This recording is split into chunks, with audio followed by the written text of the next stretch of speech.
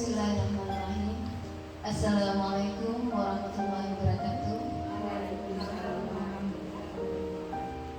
Syukur alhamdulillah dimanjakan kehadirat Allah Subhanahu wa taala yang mana pada hari ini menjalankan tugas saya sebagai CDP angkatan 11, yaitu modul 1.4 budaya positif.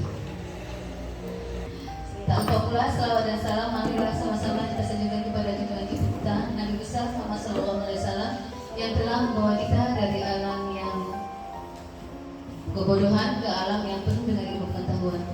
Yang saya hormati Bapak Kepala Sekolah atau yang mewakili dan Bapak-bapak dan ibu-ibu guru yang hebat yang sudah mau mendampingi saya untuk melaksanakan tugas ini. Selanjutnya, sebelum kita memulai acara, ini ada suatu lagu yang baru untuk saya, tapi ini sebenarnya sudah lumayan lama, dan kita coba untuk menyanyikannya, dan ini juga bisa kita ajarkan ke murid-murid kita.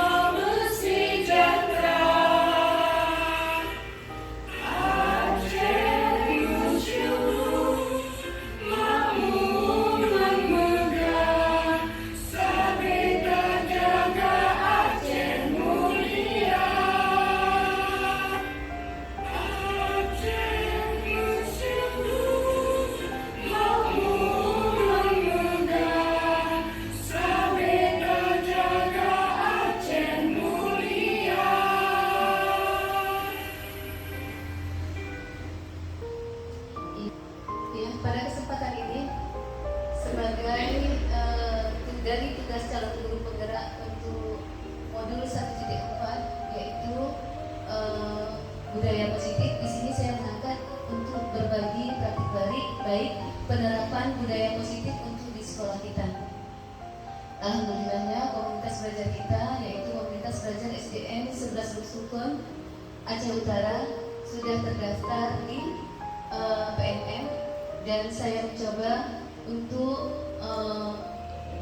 mensosialisasikannya kepada teman-teman semua.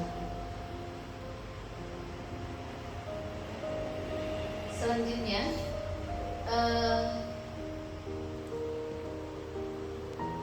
dari materi budaya positif itu ada 7 poin yang dikategorikan untuk budaya positif. Budaya positif ini harus kita terapkan di sekolah kita, apalagi sekolah kita adalah sekolah penggerak.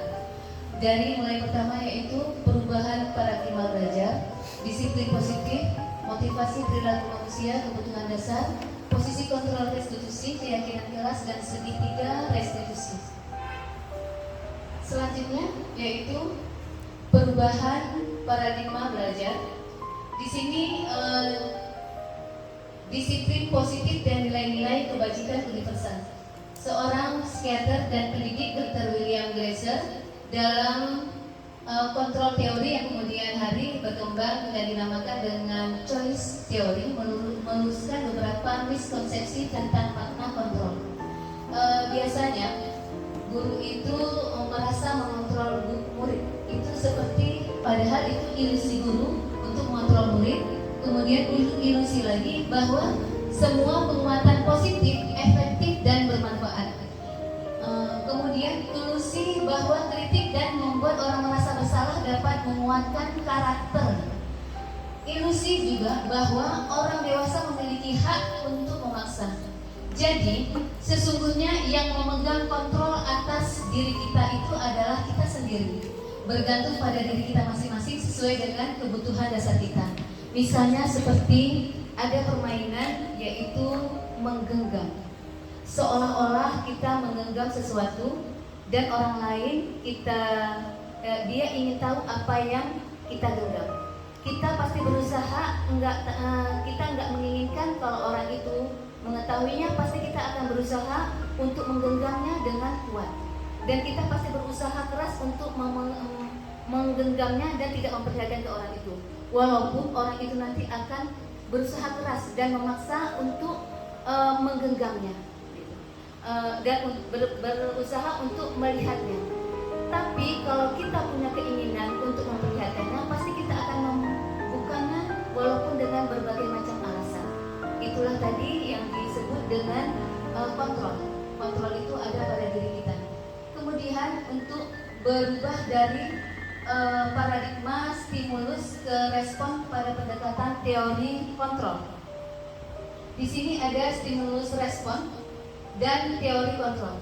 Di stimulus respon itu ada realitas atau kebutuhan kita semua. Di teori kontrol, realitas kebutuhan kita berbeda-beda. Semua orang melihat hal yang sama. Setiap orang memiliki gambaran berbeda, itu di teori kontrolnya. Kemudian di stimulus responnya ada kita mencoba mengubah orang agar berpendapat sama dengan kita. Tapi di teori kontrolnya kita berusaha memahami pandangan orang lain tentang dunia. Berperilaku buruk dilihat sebagai suatu kesalahan. Padahal di teori kontrolnya semua berperilaku memiliki tujuan. Di stimulus respon, orang lain bisa mengontrol saya. Di teori kontrol, hanya saya yang bisa mengontrol diri saya. Itu seperti teori tadi, permainan menggenggam tadi. Kemudian di stimulus respon, saya bisa mengontrol orang lain. Di teori kontrol, Anda tidak bisa mengontrol orang lain. Di stimulus respon, pemaksaan ada pada saat bujukan gagal. Di teori kontrolnya, kolaborasi dan konsensus menciptakan pilihan-pilihan baru. Kemudian di model berpikir menang kalah, ternyata di teori kontrolnya adalah model berpikir menang-menang. Kemudian disiplin positif. Disiplin positif ini, tujuan dari disiplin positif adalah menanamkan motivasi yang ketiga pada murid-murid kita, yaitu untuk menjadi orang yang mereka inginkan dan menghargai diri sendiri dengan nilai-nilai yang mereka percaya. Kemudian disiplin yang dimaksud adalah disiplin diri yang memiliki motivasi internal. Jika kita tidak memiliki motivasi internal, maka kita memerlukan pihak lain untuk mendisiplinkan kita atau memotivasi internal. Karena berasal dari luar, bukan dari dalam diri sendiri. Kemudian seseorang yang memiliki disiplin diri berarti mereka bisa bertanggung jawab terhadap apa yang dilakukannya karena mereka berdasarkan tindakan mereka pada nilai-nilai kebajikan universal.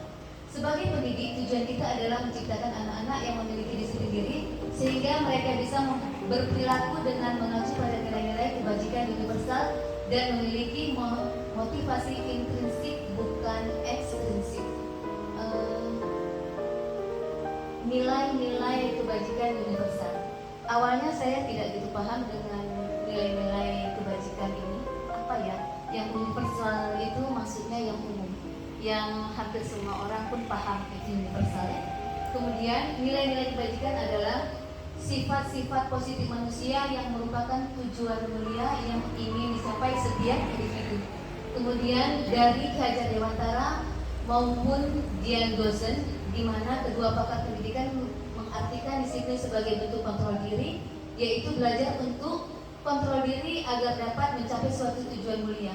Tujuan mulia di sini mengacu pada nilai-nilai dan prinsip-prinsip mulia yang dianut seseorang. Kita menamakan nilai-nilai tersebut sebagai nilai-nilai kebajikan yang universal. Kemudian nilai-nilai kebajikan yang harus kita tanamkan kepada murid-murid kita di sekolah yaitu profil pelajar Pancasila. Kemudian ini dia, tentunya teman-teman juga sudah tahu apa itu dimensi dari profil pelajar Pancasila, yaitu ada beriman, bertakwa kepada Tuhan Yang Maha Esa dan berakhlak mulia, kreatif, bernalar kritis, mandiri, bergotong royong dan berkebinekaan global.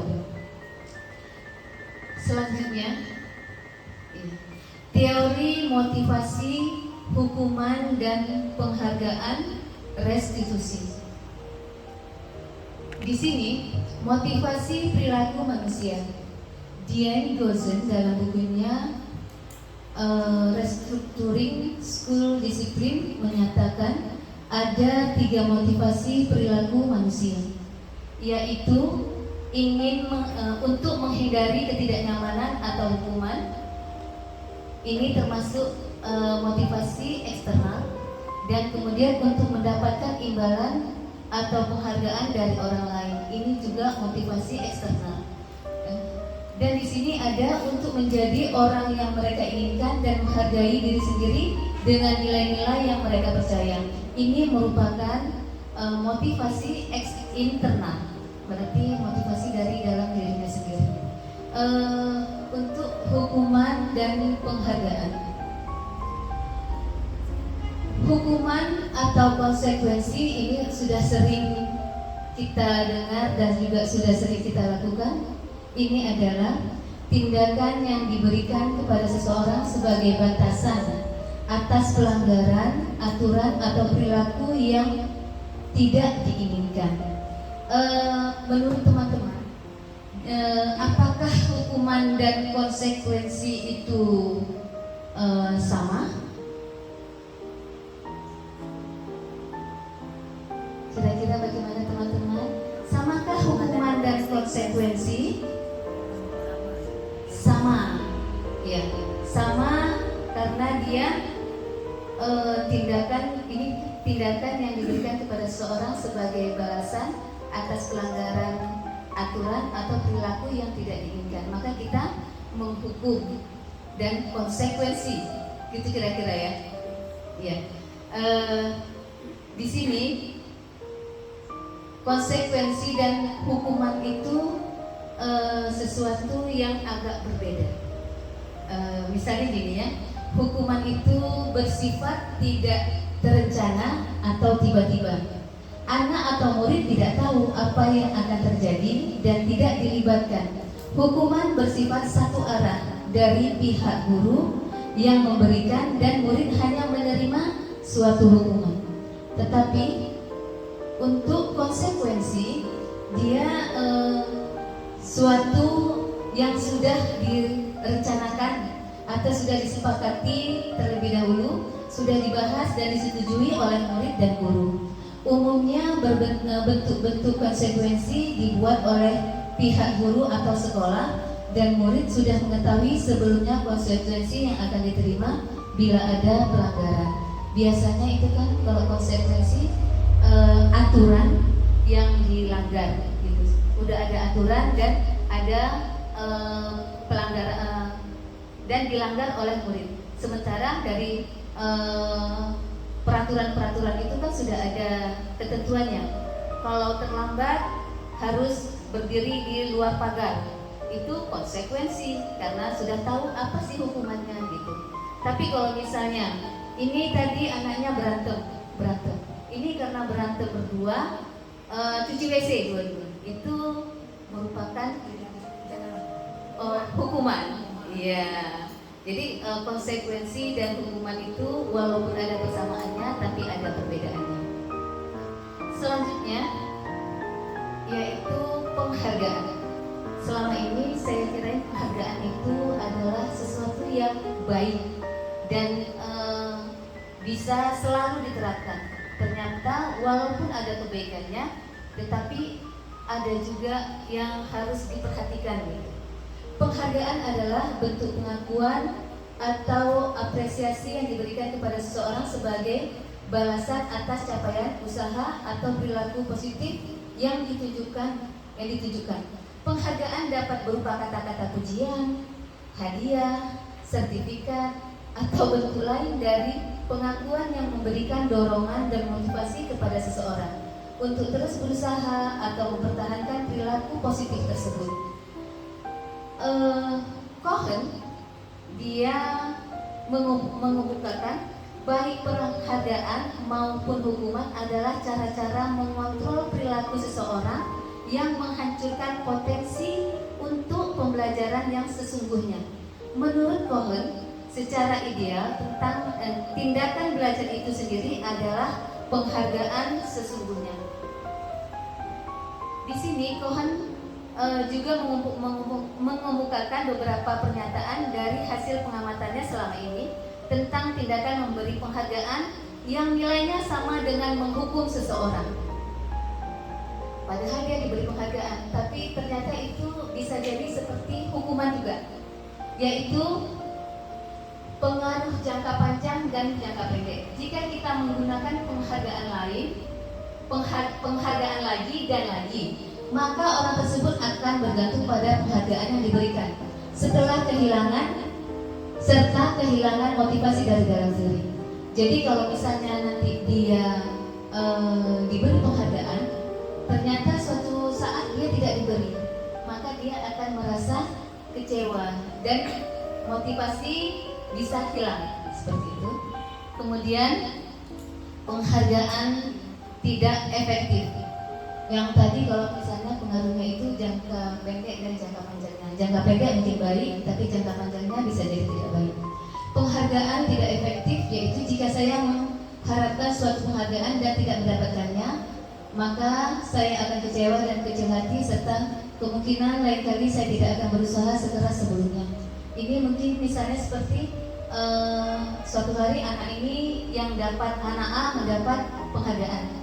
Kemudian anak B berusaha mencoba untuk seperti anak A. Tapi ternyata anak B ini walaupun dia sudah berusaha untuk seperti anak A, tapi dia tidak mendapatkan penghargaan karena anak A ternyata lebih gitu. Jadi penghargaan tetap kita berikan kepada anak A. Padahal anak B ini udah mencoba juga dia berusaha untuk bisa seperti anak A tadi, gitu, anak B. Nah, jadi mungkin karena ini penghargaannya itu kurang efektif. Selanjutnya, penghargaan merusak hubungan. Ketika seseorang diberi penghargaan atau dipuji di depan orang banyak, maka yang lain akan merasa iri dan sebagian dari mereka akan tidak menyukai orang yang diberikan penghargaan tersebut. Ya. Selanjutnya, motivasi dari dalam diri itu yang bersifat intrinsik ya. Jika kita memberikan penghargaan kepada seorang anak pada saat dia sedang merasa bangga dengan pencapaian sendiri, maka kita akan mengambil kegembiraan yang saat itu sedang dirasakan secara alamiah. Kemudian penghargaan mengurangi ketepatan.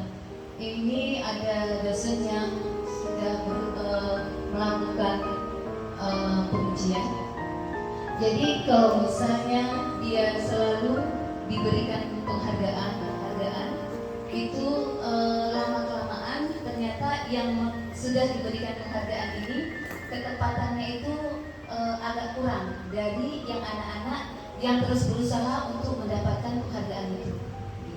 Selanjutnya, penghargaan menurunkan kualitas. Ini hampir sama tadi dengan penghargaan mengurangi ketepatan. Jika orang yang dibayar lama-kelamaan kualitasnya akan tetap atau cenderung menurun. Sementara orang yang tidak menerima bayaran terus berusaha mengasah diri menjadi lebih baik. Ini sudah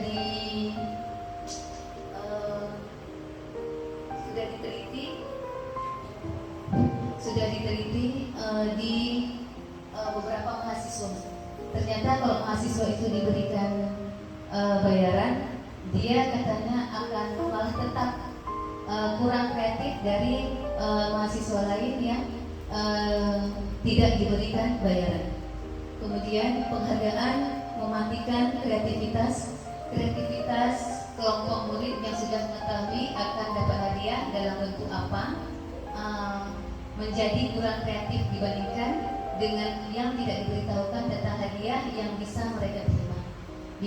Biasanya jika hadiahnya itu kecil mungkin mereka kurang bersemangat, tetapi jika mereka tidak tahu pasti mereka bersemangat semua dan begitu mendapatkan hadiah pasti lebih kekreatifannya seperti itu.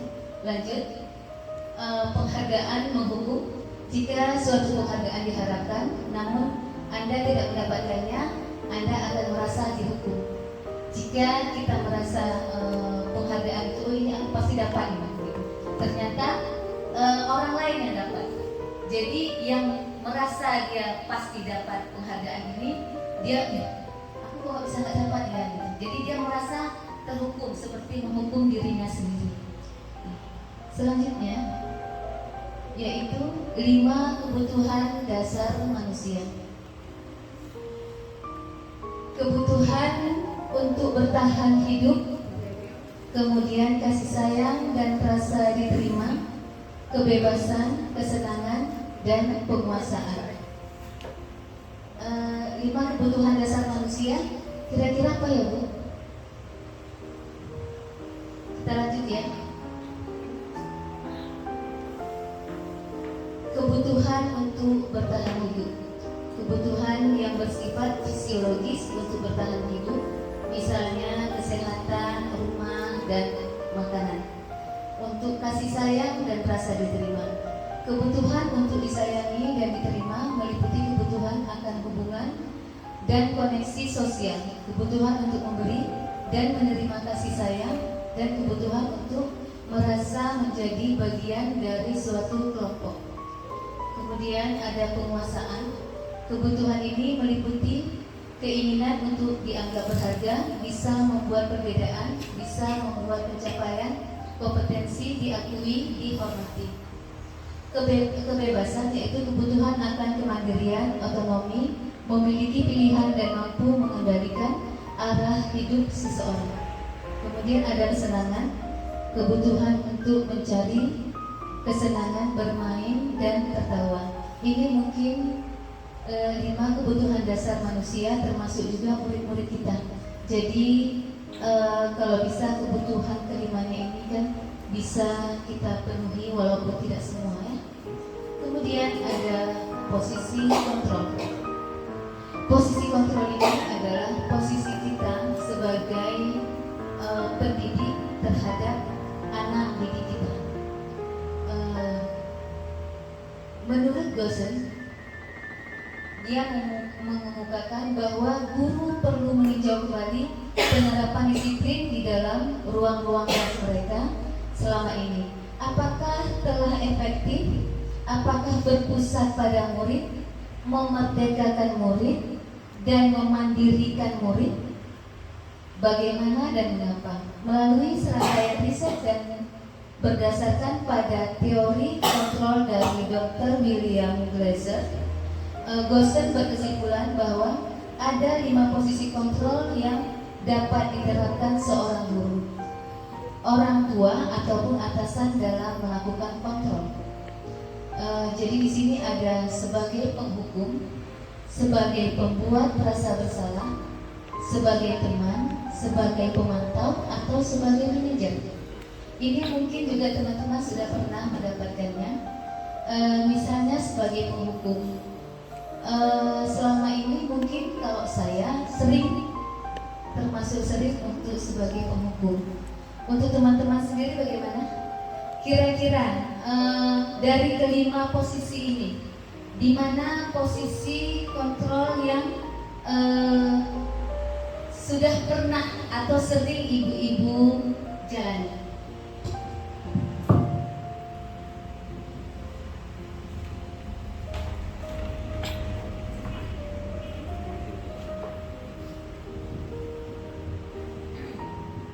Kira-kira di posisi kontrol apa ibu selama ini?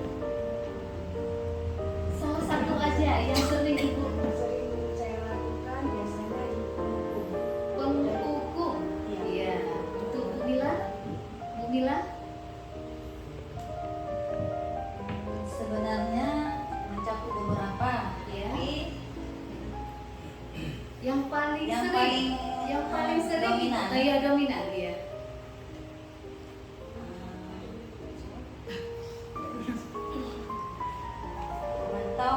Pemantau ya. Coba Bu Aisyah, tolong Bu Aisyah.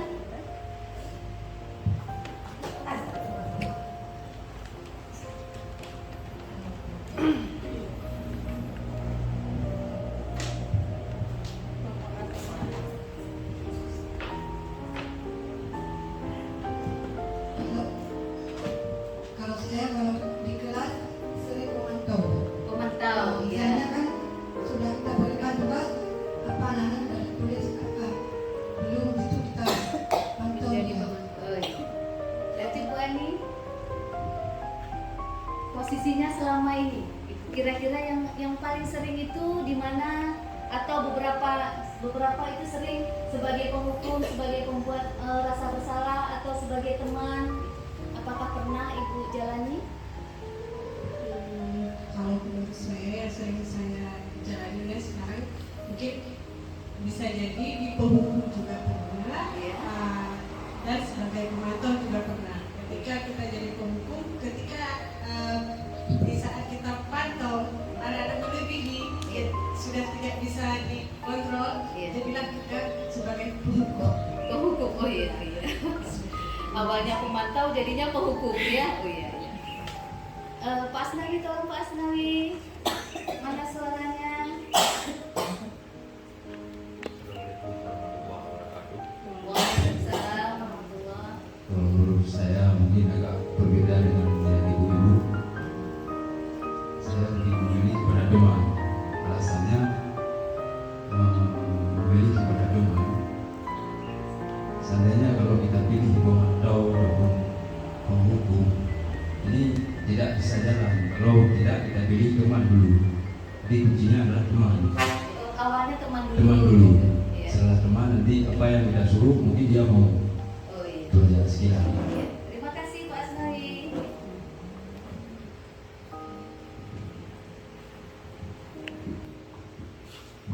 Iya, terima kasih teman-teman atas masukannya. Dan selanjutnya, maupun jadi penghukum, pembuat rasa bersalah, sebagai teman, sebagai pemantau, itu pasti sering kita lakukan. Hanya saja kadang-kadang kita belum tahu yang mana ya yang pembuat rasa bersalah, atau yang mana yang teman, atau yang mana pemantau. Padahal mungkin keempatnya itu juga udah sering kita lakukan. Di sini, ya, di sini sebagai penghukum, seorang penghukum bisa menggunakan hukuman fisik maupun verbal.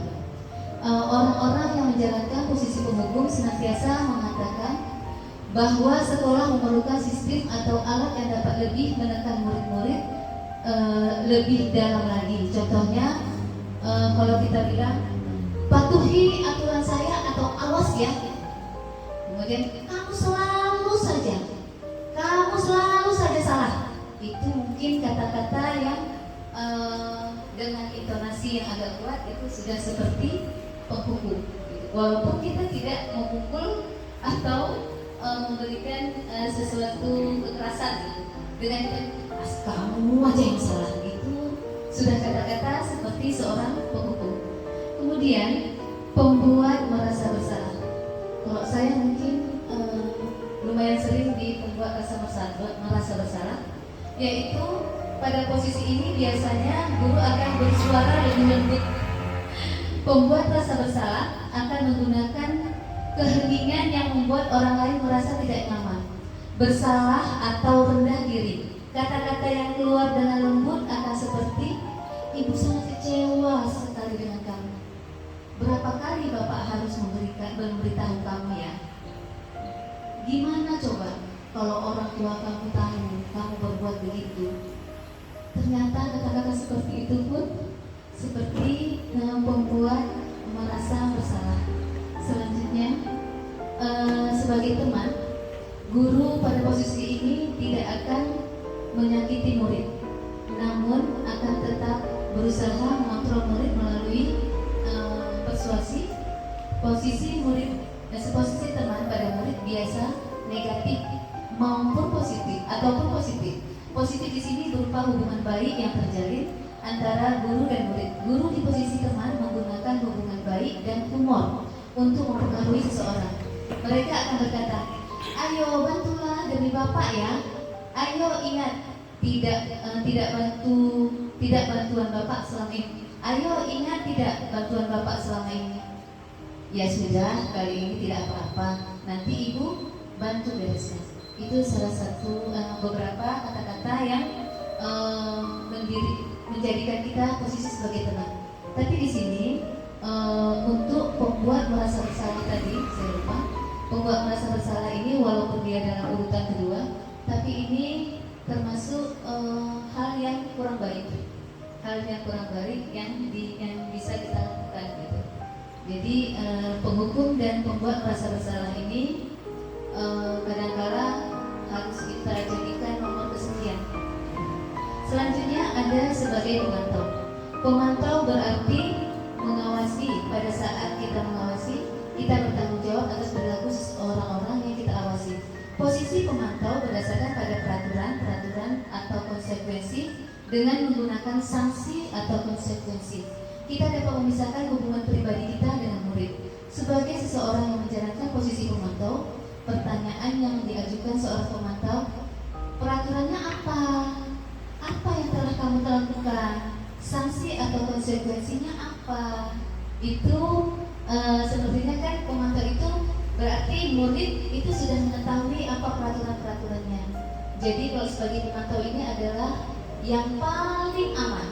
Jadi menurut saya seperti itu ya, yang paling aman. Jadi dengan kita menanyakan kembali peraturan yang sudah ditetapkan, kita akan lebih mengingatkan anak-anak itu akan lebih mudah. Kemudian ini yang posisi paling akhir yaitu sebagai manajer. Murid diajak untuk menganalisis kebutuhan dirinya maupun kebutuhan orang lain. Di sini penekanannya bukan pada kemampuan membuat konsekuensi, namun dapat berkolaborasi dengan murid bagaimana memperbaiki kesalahan yang ada. Seorang manajer akan berkata, apa yang kita yakini kembali ke keyakinan kelas. Apa yang kamu yakini, yang kamu yakinkan? Apakah yang kamu yakinikan? Jika kamu meyakininya, apakah kamu bersedia memperbaikinya? Jika kamu memperbaiki hal ini menunjukkan apa tentang dirimu? Apa rencana kamu untuk memperbaiki hal ini? Itu jika dalam posisi manajer. Jadi diharapkan untuk kurikulum Merdeka ini, semua guru itu bisa berada di posisi manajer. Di posisi manajer ini, di sini nanti kita juga akan mencoba untuk bersimulasi ya. Selanjutnya keyakinan kelas. Tentu keyakinan kelas, saya rasa kita semua di kelas itu ada mempunyai keyakinan kelas. Tapi ternyata ada juga keyakinan sekolah. Di sini kayaknya kita belum, walaupun keyakinan sekolah itu beda katanya dengan peraturan sekolah. tata tertib sekolah itu katanya beda dengan keyakinan sekolah. Jadi saya pun kurang paham juga. Cuma nanti kita tanyakan lagi ke kepala sekolah, apakah keyakinan sekolah itu perlu juga kita buat. Tapi kalau keyakinan kelas itu kan sudah ada di kelas. Tapi untuk pembuatan keyakinan kelas itu sendiri yang harus kita cermati lagi, yang mana yang bisa kita jadikan keyakinan kelas. Kemudian di sini ada pembentukan keyakinan sekolah atau kelas. Di sini keyakinan kelas bersifat lebih abstrak, yaitu tidak nyata daripada peraturan yang lebih rinci dan konkret. Kemudian keyakinan kelas berupa pernyataan-pernyataan universal. Pernyataan keyakinan kelas senantiasa dibuat dalam bentuk yang positif. Keyakinan kelas hendaknya tidak terlalu banyak, sehingga mudah diingat dan dipahami oleh semua warga kelas. Keyakinan kelas ini bisa sekitar paling banyak itu 7, kalau saya tidak salah. Itu udah terlalu banyak. Beberapa 5 poin sudah cukup, tapi kita laksanakan, dan jika sudah membudaya dan sudah dipahami oleh siswa, dalam 1 semester itu boleh kita ubah. Dalam 1 semester ya, bukan 1 tahun, tapi dalam 1 semester misalnya dalam 2 bulan atau 3 bulan ternyata keyakinan kelas itu sudah jalan dan anak-anak sudah paham, boleh kita ubah dengan yang lain. Jadi misalnya yang seperti laci, kalau saya ya di kelas saya itu ada saya buat laci harus bersih gitu. Jadi anak-anak itu begitu ada kotoran itu biasanya kan berusaha untuk saling mengingatkan. Kalau sudah seperti itu boleh kita ganti dengan yang lain, dengan peraturan yang lain gitu. Misalnya merapikan sepatu di luar. Kalau memang sudah rapi dalam waktu 1 bulan atau 2 bulan, bulan ketiganya boleh kita ubah seperti itu ya. Kemudian keyakinan kelas sebaiknya sesuatu yang dapat diterapkan di lingkungan tersebut. Selanjutnya, semua warga kelas hendaknya ikut berkontribusi dalam pembuatan keyakinan kelas lewat kegiatan curah pendapat. Bersedia meninjau kembali keyakinan kelas dari waktu ke waktu. Selanjutnya, ini yang terakhir, restitusi atau segitiga restitusi. Restitusi adalah proses menciptakan kondisi baik murid untuk memperbaiki kesalahan mereka sehingga mereka bisa kembali dalam kelompok mereka dengan karakter yang lebih kuat. Ini menurut dosennya. Kemudian restitusi juga adalah proses kolaboratif yang mengajarkan murid untuk mencari solusi untuk masalah dan membantu murid berpikir tentang orang seperti apa yang mereka inginkan dan bagaimana mereka harus berperilaku memperlakukan orang lain. Itu juga menurut dosen. Selanjutnya, ini dia bentuk segitiga restitusi, yaitu yang pertama tadi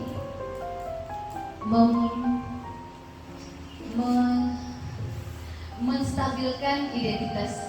Menstabilkan identitas ini misalnya setiap orang, kita mengatakan kepada siswa itu dengan kata-kata setiap orang pasti pernah melakukan kesalahan. Jika kita tahu dia berbuat salah, itu kita tanyakan kepada siswa. Kalau dia sudah mengaku, oh ini kesalahan saya gitu. Jadi nanti kita yang bilang setiap orang pasti pernah melakukan kesalahan. Ibu dulu juga pernah melakukan kesalahan. Itu salah satu contoh untuk menstabilkan identitas tadi. Kemudian juga kamu bukan satu-satunya yang pernah melakukan itu. Gitu. Jadi dari situ anak-anak mungkin kurang merasa ketakutannya. Kemudian yang kedua yaitu memvalidasi tindakan yang salah. Di sini bisa kita juga menggunakan kata-kata kamu tentu punya alasan mengapa melakukan itu. Kemudian adakah cara yang lebih efektif untuk mendapatkan apa yang kamu butuhkan? Itu kata-kata yang bisa memvalidasi kesalahan anak. Kemudian ada keyakinan menanyakan keyakinan kelas. Keyakinan kelas itu kan biasanya sudah kita sosialisasikan kepada anak-anak, pasti kita tempel, jadi bisa diingat oleh anak-anak. Jadi dengan itu kita bisa menanyakan kepada anak-anak keyakinan kelas apa yang telah kita sepakati. Jadi anak-anak nanti kan berpikir dia, karena nggak banyak yang kita buat, jadi anak-anak ingat poin yang mana yang dia langgar, seperti itu. Kemudian bisa juga kamu ingin menjadi orang yang seperti apa, itu untuk menanyakan keyakinan dia tadi. Selanjutnya proses 3 tahapan tersebut didasarkan pada prinsip-prinsip utama dari teori kontrol, yaitu langkah untuk menstabilkan identitas tadi. Kita semua akan melakukan hal terbaik yang bisa kita lakukan untuk teori kontrolnya. Untuk langkah validasi tindakan yang salah, itu melalui teori kontrolnya, yaitu semua perilaku memiliki alasan. Dan untuk langkah menanyakan keyakinan, teori kontrolnya yaitu kita semua memiliki motivasi internal. Ya. Ini 9 ciri-ciri restitusi, yaitu 1. Bukan untuk menebus kesalahan, namun untuk belajar dari kesalahan. Yang kedua, memperbaiki hubungan, tawaran bukan paksaan. Restitusi menuntut untuk melihat ke dalam diri. Restitusi mencari kebutuhan dasar yang mendasari tindakan. Yang keenam, restitusi diri adalah cara yang paling baik untuk memperbaiki diri. Yang ketujuh, restitusi fokus pada karakter bukan tindakan. Restitusi fokus pada solusi. Yang kesembilan yaitu restitusi mengembalikan murid yang berbuat salah pada kelompoknya. Ya, hanya ini yang bisa saya sampaikan. Dan sebelum saya menutup ini, saya ingin kita mencoba untuk bersimulasi bagaimana menerapkan segitiga restitusi dengan sebagai manajer. Yang tadi yang posisi 5 posisi kontrol itu kita mau buat simulasi, kita buat 2 kelompok, nanti ada permasalahannya. Dan di sini saya minta untuk jadi guru, jadi murid, dan jadi sebagai observer. Jadi nanti yang berperan sebagai guru untuk menanyakan muridnya ini, tapi sebagai manajer, bukan sebagai posisi penghukum atau pembuat merasa bersalah, sebagai teman, sebagai pemantau. Itu enggak dulu kita gunakan. Yang kita gunakan hanya sebagai manajer, dan dengan cara segitiga restitusi. Dan ini juga yang diharapkan untuk kita laksanakan, kita terapkan kepada siswa kita. Terima kasih, dan kita mulai dengan simulasinya ya teman-teman ya.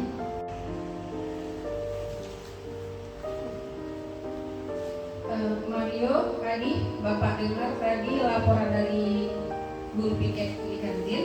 Sepertinya kalian dalam masalah ya. Ada yang bisa Bapak bantu? Apa yang terjadi? Iya Pak, tadi pada saat jam istirahat pagi kami main lempar-lemparan makanan di kantin. Tapi tidak sengaja malah kena wajah Bu Dina Pak, kepala sekolah, ketika beliau sedang berjalan.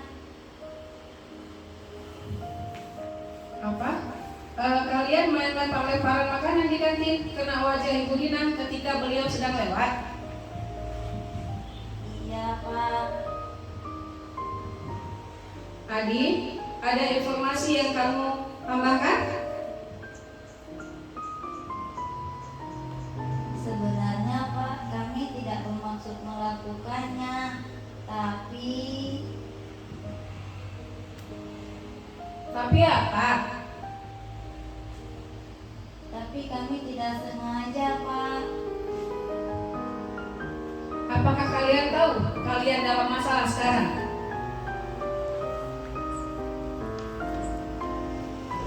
Iya Pak. Baiklah, Bapak di sini bukan untuk mencari siapa yang salah, Bapak di sini untuk mencari penyelesaian sama-sama, berpikir sama-sama tentang apa yang bisa kita lakukan untuk memperbaiki situasi ini.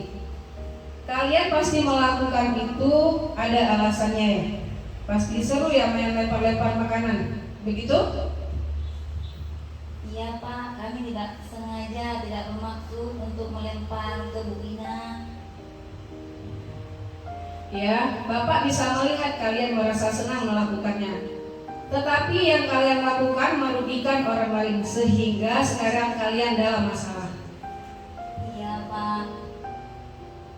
Baiklah, sekarang mari kita bicara tentang keyakinan kelas dan keyakinan sekolah kita.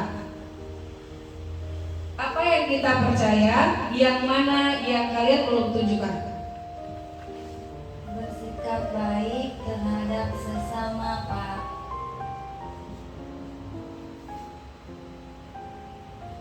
Menghormati orang lain dan menghormati diri sendiri.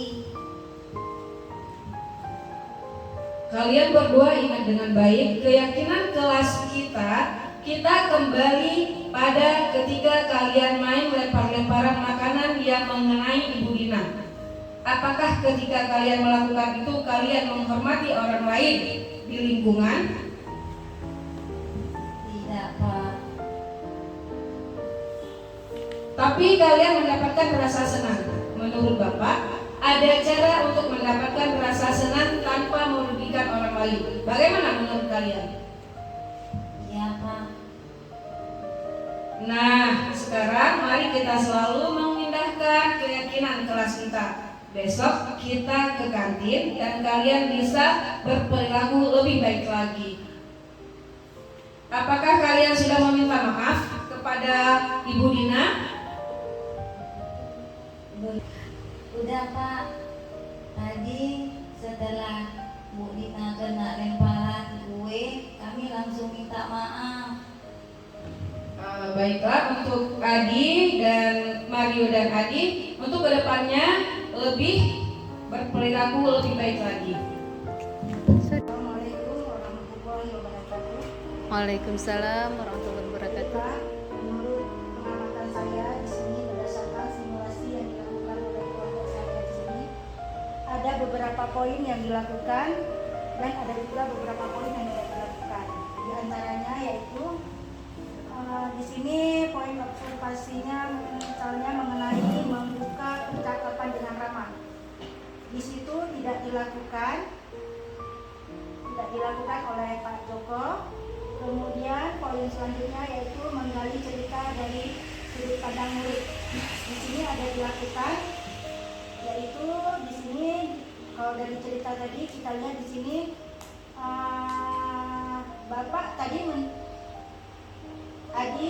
Bapak tadi dengar laporan dari guru piket di kantin, sepertinya kalian dalam masalah. Ada yang bisa Bapak bantu? Apa yang terjadi? Kemudian di poin ketiga yaitu mengenai menggali alasan murid dalam melakukan tindakan tersebut. Di sini juga ada dilakukan yaitu pada tekad Pak Joko mengatakan, Adi ada informasi yang kamu mau tambahkan. Kemudian poin yang keempat yaitu menggunakan tahapan pertama dari segitiga restitusi menstabilkan identitas, yaitu ada dilakukan pada saat Pak Joko menyebutkan Bapak di sini bukan untuk mencari siapa yang salah. Bapak di sini untuk mencari penyelesaian sama-sama. Berpikir sama-sama tentang apa yang bisa kita lakukan untuk memperbaiki situasi ini. Kalian pasti melakukan itu ada alasannya ya. Pasti seru ya main lempar-lemparan. Main lempar-lemparan makanan. Begitu. Di sini juga ada dilakukan. Kemudian poin kelima menggunakan tahapan kedua dari segitiga restitusi atau validasi tindakan yang salah. Di sini ada dilakukan oleh Pak Joko, yaitu pada saat Pak Joko Bapak bisa melihat kalian merasa senang melakukannya, tetapi yang kalian lakukan merugikan orang lain, sehingga sekarang kalian dalam masalah. juga ada dilakukan oleh Pak Joko. Selanjutnya yaitu pada poin ke-6, menggunakan tahapan ketiga dari segitiga restitusi atau menanyakan keyakinan kelas. Di sini pada saat Pak Joko menyebutkan, sekarang mari kita bicara tentang keyakinan kelas dan keyakinan sekolah kita. Apa yang kita percaya, yang mana yang kalian belum tunjukkan. Selanjutnya yaitu pada poin ke-7. Pada poin ke-7 yaitu menawarkan restitusi pada murid. Di sini yang dilakukan Pak Joko yaitu, kalian berdua ingat dengan baik keyakinan kelas kita kembali pada ketika kalian main lempar-lemparan makanan dan mengenai Ibu Jana. Apakah ketika kalian melakukan itu kalian menghormati orang lain dan lingkungan? Selanjutnya yaitu pada poin ke-8, menggali tindakan restitusi yang diusulkan oleh murid. Di sini yang dilakukan Pak Joko yaitu pada saat beliau tapi kalian mendapatkan rasa senang. Menurut Bapak, ada cara untuk mendapatkan rasa senang tanpa merugikan orang lain. Bagaimana menurut kalian? Ya, cuma itu saja yang menurut penilaian saya. Sampai di sini Sudah. Kelas itu adalah sebuah kesepakatan yang kita buat sendiri, yang kita yakini, sehingga kelas kita ini bisa menjadi kelas yang apa? Yang aman, yang apa lagi? Yang bersih, ya? Yang tertib, yang apa lagi? Yang bagus, yang nyaman, kelas seperti yang kita semua harapkan. Jadi, dari keyakinan kelas ini, dari 45 anak ibu, coba kamu kemukakan apa sih keinginan kamu untuk kelas kamu ini? Kelas yang seperti apa yang kamu inginkan? Apakah peraturan-peraturan yang sudah ada bisa tetap kita terapkan? Ataukah kamu ingin membuat suatu kesepakatan lagi? Nanti akan kita buat sebuah keyakinan kelas yang disetujui oleh semua siswa ibu. Sekarang kalau ibu kasihkan sticky note ini, nanti kamu tulis kira-kira berapa poin ya yang kamu inginkan. Apakah kamu ingin kelas yang banyak sampah atau kelas yang seperti apa? Apakah kamu suka kalau misalnya di kelas ini hanya anak-anak itu saja yang menjawab kalau bertanya? Atau misalnya apakah di kelas ini suka kalau misalnya pakai bajunya itu seragam atau tidak seragam? Ya, nanti kamu tulis sendiri menurut keyakinan kamu. Nanti kita kumpulkan baru kita lihat mana yang paling banyak yang menyetujui untuk keyakinan kelas kita. Sekarang anak ibu coba beberapa keyakinan kelas yang kamu inginkan.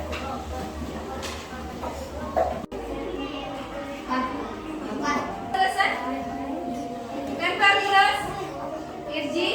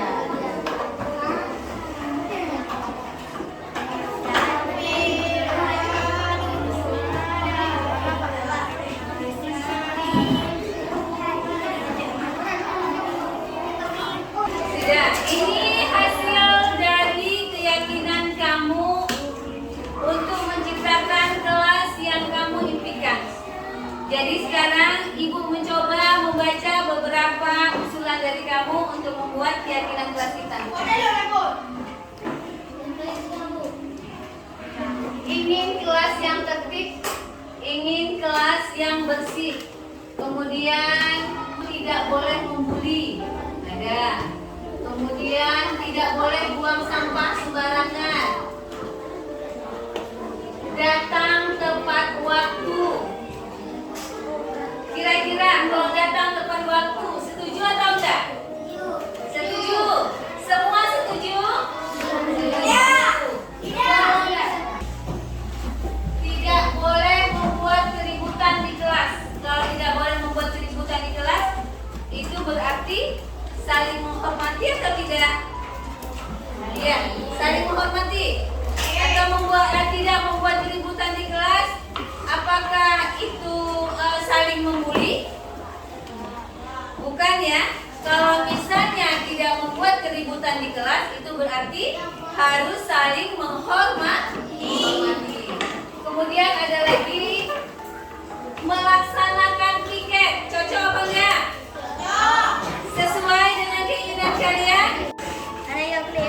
Sudah ini dari sekian banyak keinginan kalian untuk menciptakan kenyamanan di kelas kalian. Di sini Ibu ada membuat beberapa poin, yaitu menghormati, saling menghormati. Maksudnya yang tadi ya, dengan tidak menghormati, tidak ribut. Itu berarti kita saling menghormati. Di sini mendengarkan saat orang lain berbicara. Jadi kalau ada yang mau mempresentasikan hasilnya atau ada yang mau bertanya, yang lain harus mendengar. Berarti kita saling menghormati. Kemudian tanggung jawab. Untuk tanggung jawab di sini mengumpulkan semua tugas tepat waktu dan menjaga kebersihan. Yang piket tadi ya, piket tadi itu kan harus melaksanakan piketnya. Jadi dia berarti bertanggung jawab. Kemudian ada kerjasama, berarti jika ada kerja kelompok ataupun piket itu harus kerjasama. Gak boleh temannya kerja sendiri, yang lain cuma lihat-lihat aja. Kemudian ada lagi menghargai. Menghargai di sini yaitu tadi seperti temannya minta supaya tidak ada yang membuli. Tahu bully? Bully itu sama juga dengan perundungan. Perundungan, bully itu sama. Jadi di sini ada menghargai, berarti kamu tidak melakukan perundungan terhadap siapapun. Kemudian ada partisipasi aktif.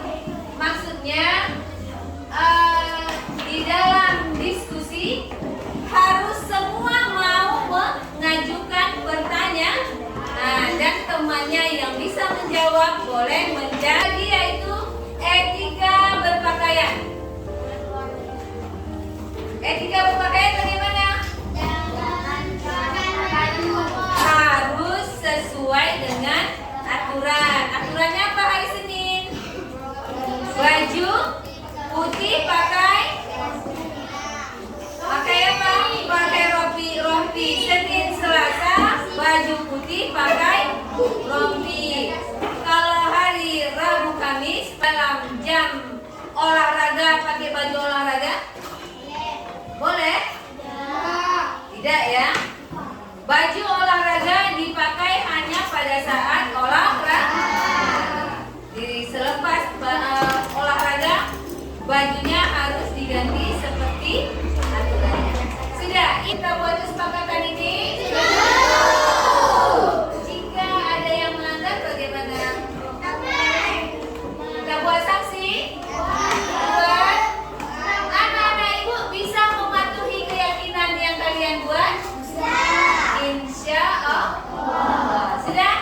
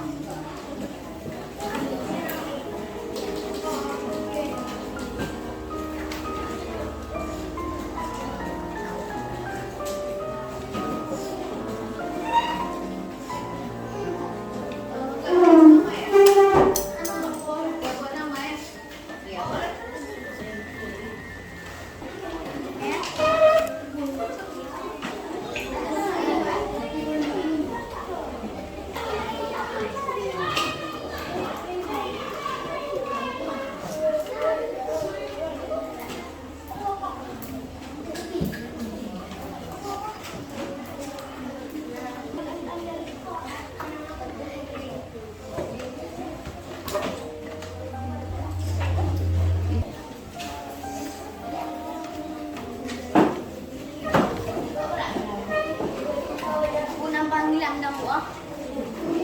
Kawan.